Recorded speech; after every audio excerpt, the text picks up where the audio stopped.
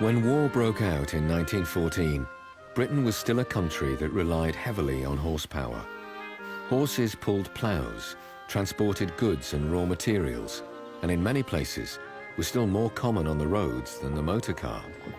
But as the British Army set off for France, this old way of life was about to change forever. Secretary of State for War, Lord Kitchener, launched his now famous call for volunteers. And it wasn't just men he needed. People remember the famous poster of Lord Kitchener with his finger out pointing at civilians to join the army. What they don't remember is that the British Army relied absolutely on horsepower.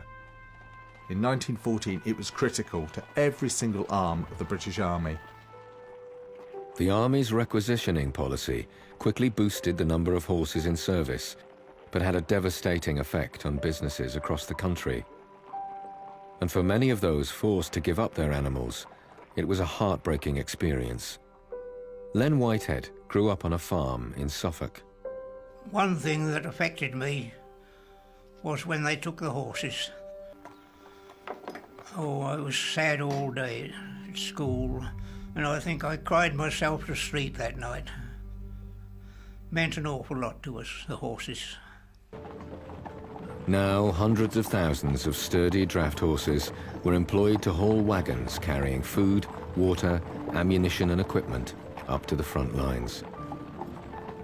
Mark Evans is at the Horse Trust in Buckinghamshire to meet military historian Andy Robertshaw to find out more.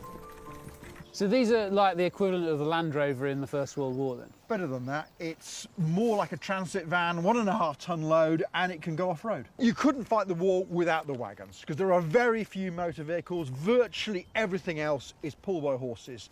2% of the horses are cavalry. That means 98% are everything else, all transport. And it's these guys. 98% are these guys, draft horses, Yeah. big, stocky, sturdy draft horses like Harry. Hello, Harry. How are you, mate? Your ancestors, mate, you imagine what they must have been going through on the Western Front.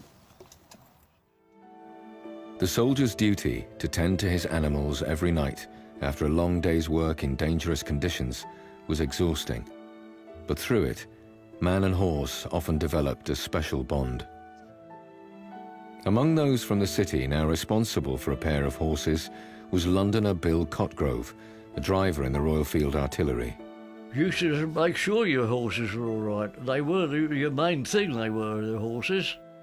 So we used to have to look after them properly. My horse, what I call him Elfie, he rolled in all the mud he could find. So I was there to wash him down. Yes, when he got loose. So I made sure he didn't get loose. The Army's need for horses never diminished, and with British stocks depleted, by 1917 it was importing hundreds of thousands from abroad, mostly from vast stockyards in North America. And those that reached the Western Front that year would soon be involved in some of the bloodiest fighting and most atrocious conditions of the entire war.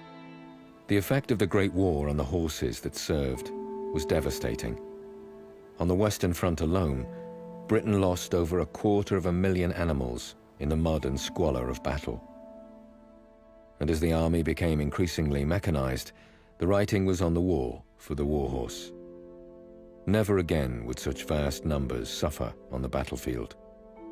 However, there's no doubt that Britain couldn't have won the war without them.